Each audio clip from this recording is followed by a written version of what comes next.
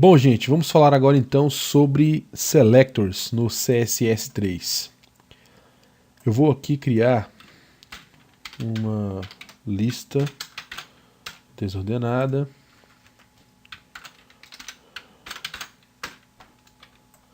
Deixa eu copiar isso aqui várias vezes.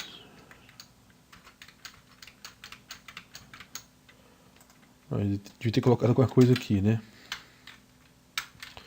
1, 2, 3, 4, 5, 6, 7. Vou colocar mais 2. 8 e 9.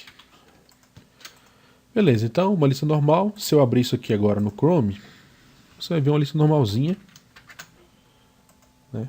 Esse aqui é o tamanho normal. Beleza, eu vou aqui no style.css então, vou apagar isso aqui no font face e vou estilizar essa lista bem rapidinho. Ele está aqui dentro de... É o seguinte, vou colocar isso aqui dentro de uma class, tá? Div, class, conteúdo. Vou fechar essa class aqui, beleza. Como é uma class, eu vou colocar aqui então conteúdo, vou dar um width, que é a largura de 800 pixels, vou dar aqui um background com uma cor E3, E3, E3, margin alto, vamos ver como é que está ficando aí.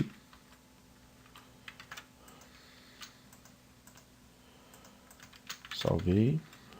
Beleza. Ó, você viu? Opa. Margin alto. Agora sim. Beleza. Aí, gente, o que eu vou fazer? Você viu que é uma lista, né? LI. Então eu vou deixar essa lista com um elemento do lado do outro agora. Vamos aqui, ó. LI.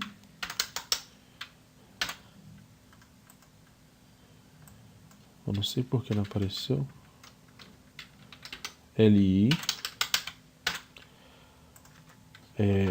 Ah, tá. Essa bobeira que eu dei aqui, ó. Float left. Tá? Já ficou um do lado do outro. Beleza. Aí eu vou colocar uma margem aqui, ó. Ficou tudo em cima do outro. Eu vou colocar aqui uma margem right de 20 pixels, tá? Aí ele cria um afastamento um do outro. Beleza? Para eu tirar esses pontinhos aqui, você coloca então o list style none. Tirou então.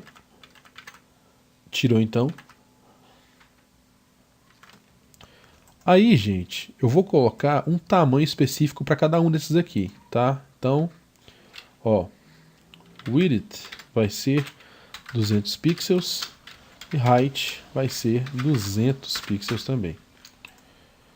Viu que ficou com espaço maior, né? Aí eu venho aqui agora e dou um background para cada elemento desse aqui, ó, 1, 2 e 3. Eu vou colocar um background vermelho. Você viu que ficou assim, né? Aí, ó, eu posso vir aqui e colocar um overflow hiding. O que ele fez? Ele vai fazer com que esse background aqui se adapte então a todo o fundo. Agora todo o fundo ficou com esse background aqui cinza, essa cor que eu coloquei. Então o overflow ajudou nisso aí agora, tá?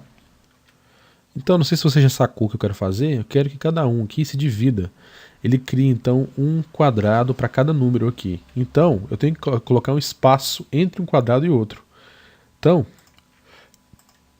eu vou aqui, ó, e coloco o seguinte, margin bottom, uma margem no fundo de 20 pixels, tá? Aí se dividiu. Aí eu quero colocar agora o número no meio. Isso aqui não faz muito parte do CSS3, mas eu estou mostrando o processo para vocês de como criar isso aqui e já tira muitas dúvidas também, né? Como eu disse antes, se eu colocar aqui, ó, line height do tamanho da altura do objeto, que é no caso 200 pixels, vai fazer com que o texto fique exatamente no meio, olha lá. E se eu colocar agora o text align center, o texto vai ficar no centro em todos, olha só. Agora sim ficou bem mais organizado, né? Para a gente ver melhor agora então, vou colocar font size de 50 pixels e font weight que a gente pode colocar bold, tá? Agora sim deu para ver legal os números, né? Tudo isso feito com CSS, nenhuma novidade em CSS até agora, tá? Ok, gente, então a gente destacou legal. Vamos fazer o seguinte agora. Vamos pegar esse background que está aqui e substituir aqui embaixo. Vamos tirar esse verde, esse vermelho forte e deixar só esse aqui, né? Não sei se ficou muito claro para vocês aí ou se dá para ver. Agora então, gente, nós vamos usar os selectors. O que o selector faz? Por exemplo, se eu quiser mudar apenas a cor do fundo desse primeiro aqui, como é que eu faço? Eu vou usar o li first child, né? O que eu vou alterar? Background green. Aí então, se eu atualizar aqui, ó, você vai ver que o primeiro mudou então. Isso aqui é um selector. Ele te permite então mudar uma parte específica do seu código CSS, né? Te permite mudar, por exemplo, só o primeiro. Às vezes você não precisa mudar tudo, mas só o primeiro. Legal. Tem um código errado aqui, vamos ver. Mas lembre-se que isso também tem um problema. Se você, por exemplo, eu vou aqui em Code View, tiver uma outra lista, vamos colocar aqui, por exemplo,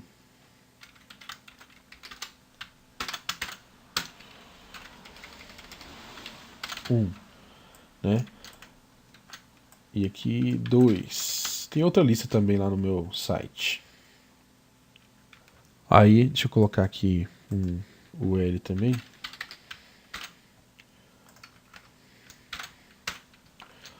Aí eu carregar aqui, olha lá. O primeiro elemento da próxima lista também vai ter aquela cor. Por quê? Nós aplicamos esse efeito aqui, essa mudança, a sempre o primeiro elemento de toda a lista que tiver aqui. Por isso que ele mudou também aqui dessa outra lista que eu fiz, né? Ele aplicou todas as propriedades que tinha, o tamanho, da cor, de fundo e tudo mais, e aconteceu isso. Aí então, gente, se eu quiser colocar também, por exemplo, o último, como é que eu faço? Last child. Aí eu vou colocar yellow. Aí então, sempre os dois últimos vão ter a cor amarela. Mas e se eu quiser colocar o 6? Até agora, provavelmente, você já deve ter visto, né, o first e o last child. Então nós temos a opção também de colocar o número específico. Como que a gente faz então? A gente, em vez de colocar last ou first, a gente coloca nth. Aí aqui dentro, nós colocamos entre parênteses um número que a gente quer. Eu quero, por exemplo, o 6. Não é o 6? Então o 6 ficou amarelo. Se eu quiser agora o 8, aí o 8 ficou amarelo. Apareceu 7 aqui porque eu errei aqui na conta aqui, ó. Eu coloquei 2 sets, ó. Tem aqui um 7 que deveria ter terminado aqui, ó. Só para confundir a cabeça de vocês mesmo. Ó, agora sim. O 8 mesmo, ele obedeceu. Mas se eu quiser, por exemplo, colocar o 3, o 6 e o 9, ou colocar somente o 1, 4 e o 7, também é possível. Eu vou aqui apagar esse 1 e 2 aqui, para não confundir mais a gente. Só os números mesmo. Então, como a gente pode fazer isso? Nós podemos vir aqui, ó, e colocar, por exemplo, 3N. Então a cada 3, ou seja, no terceiro, ele vai alterar para essa cor aqui. Vamos ver lá. Olha só, 1, 2, 3, amarelo. 1, 2, 3, 6. No 6 está amarelo. E no 9 também. Então, você pode fazer essa jogada. Então, aqui a cada 4. Vamos ver se dá certo. Então, 1, 2, 3, 4, 5, 6, 7, 8. Também foi. E se eu colocar a cada 2? Então, a cada 2 colocou. Também alterou a cor. Mas eu quero colocar no 1, 4 e 7. Como é que eu faço? Então, se eu colocar a cada 1, ele vai? Vamos ver. Se eu colocar a cada 1, olha o que acontece. Todos vão. Então, como que eu faço para colocar a cada 1? Tem uma manha. Você vai colocar 3. Então, a cada 3, ele vai mudar. Só que aí, você vai colocar mais 1. Vamos salvar, vamos ver. Qual é a lógica disso aqui? Por que funcionou? Para entender isso aqui, então, é bom a gente vir da direita para a esquerda. Então, a cada 1 ele vai mudar, certo? Cada 1 ele vai mudar. Mas ele vai acrescentar. Ele vai mudar a cada 1, sendo que ele vai alterar o primeiro. Ele vai alterar o primeiro. Aí depois, então, a cada 3 ele vai alterar de novo. Ele vai alterar a cada 3. Ele vai alterar o primeiro. E depois, a cada 3, vai alterar também. Como assim, então? Ele alterou o primeiro e contou 2, 1, 2, 3. Alterou de novo e contou de novo. 1, 2, 3. Então ele altera o primeiro. E no próximo terceiro, que é 1, 2, 3, ele vai alterar de novo. Então, é muito fácil. Altere o primeiro e acrescente a cada 3, né, no terceiro, então, coloque amarelo. Então essa é uma lógica para a gente conseguir colocar isso. E se a gente quisesse colocar, por exemplo, o 5 e o 9? Bastava a gente colocar aqui, então, 4. Então, 1, 2, 3, 4, 5. Então, altere o primeiro e 1, 2, 3, 4. 1, 2, 3, 4. Se a gente quisesse alterar, por exemplo, o 3, como que a gente faria? Altere o terceiro e conte 1, 2. Então, a gente colocaria 2 aqui, ó. Ó, beleza, ó, 3, 5 e 7. Deu certo.